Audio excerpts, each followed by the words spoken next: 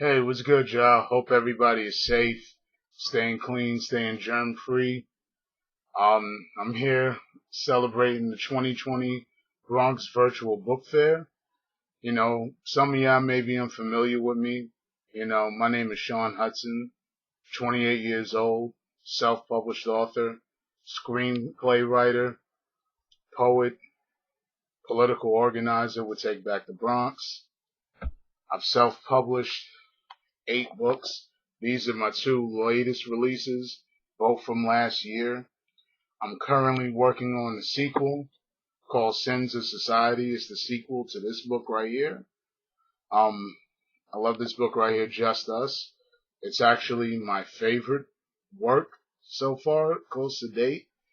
But before we get into all that, I just want to tell y'all a little bit about myself. In the first grade, I got held over because I couldn't read or write.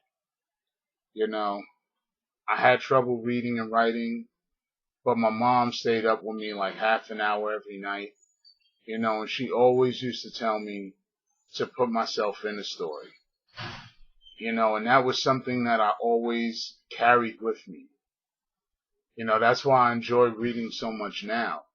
And I just took that same energy and posed it and put it into my writing. That's why some people was telling me, you should write a screenplay because your stories are very vivid in the imagery that you use, you know. But that's that's one thing with me, that I would say a lot of people don't know. So never let nothing stop you from doing your dream, because think about it, I went from not knowing how to read or write and getting held over in the first grade because of it.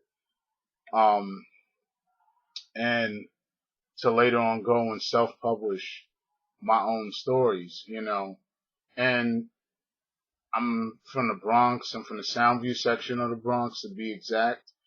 I'm also a Monroe College graduate with a business management degree, a bachelor's degree to be exact. Um, you know, I also love hip hop, really do. Some of my favorite authors, K1, who has been very, very, very helpful. Shout out to him. Arguably the GOAT right now of urban fiction or street literature, however you want to phrase it. He's definitely been instrumental in helping and giving me advice, as a young black author, on how to navigate this game. And I think that more authors should have that same mentality because, we need that help. We need, the guidance and the wisdom of those that have made, to continue writing, and to continue pumping out great literature, for generations to come. But real quick, I want to show you this. This was my last release, November 4th, 2019. It's called Just Us. I'm going to read the synopsis for you, tell you a little bit about the book and what inspired it. It's raw, gritty, and unapologetic. Just Us finds Fred Thomas seeking revenge on members of the Sinville Police Department. As he begins planting the seeds to get his retribution, he realizes that the task cannot be completed alone.